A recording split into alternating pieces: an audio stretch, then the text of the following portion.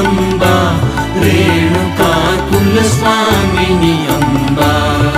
जागृत करुणी निरंकारा निर्गुण आणिले आकारा त्रिविध गुण लावून संसारा रचिला जगदंबर सारा भूजल तेज गगनवारा बहुतत्वाचा परिवारा उत्पत्ती स्थिती संहारा लाविले इने विविध हरिहरा करुणी परिमाण केले निर्माण जगाचे प्राण सकळही सृष्टी मुळारंभा रेणुका कुलस्वामिनी अम्बा।